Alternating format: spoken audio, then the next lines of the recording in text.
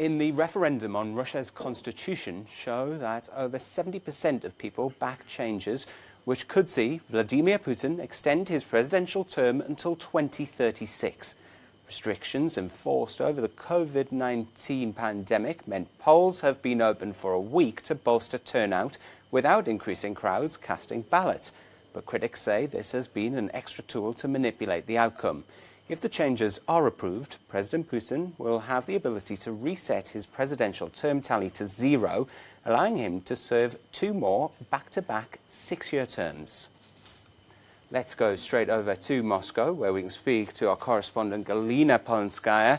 Galina, a very divisive vote among some parts of Russian society. What are those dissenting voices saying, and also what has the turnout been like?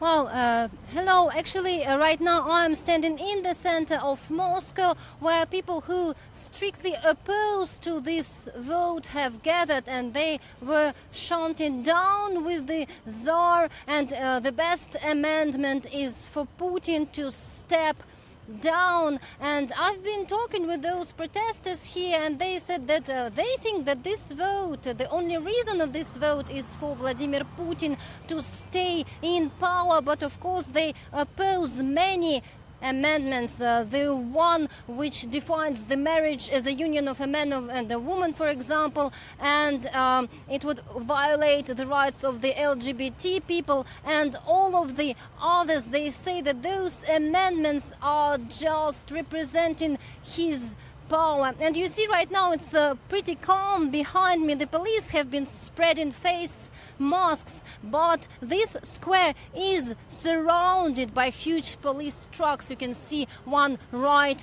there. But those people told me that they are not afraid of being detained, and they said that their voices have to be heard. So this protest was organized by a No movement, which have organized exit polls, their exit polls, and they show that in the biggest cities of Russia, Moscow and St. Petersburg, those people who live there, they have split. 50 voted for, 50% voted against. Let's listen more. In Moscow and St. Petersburg, it's 50 no to 50 yes. Doesn't matter what they announce to us, 75 or 85%. Today, a completely new process has begun. Today, we're in a completely new political situation. And tomorrow, the government will have to reckon that half of the population of the 2 largest cities said no. You can't pretend that it has not happened. There is a definite change in mood.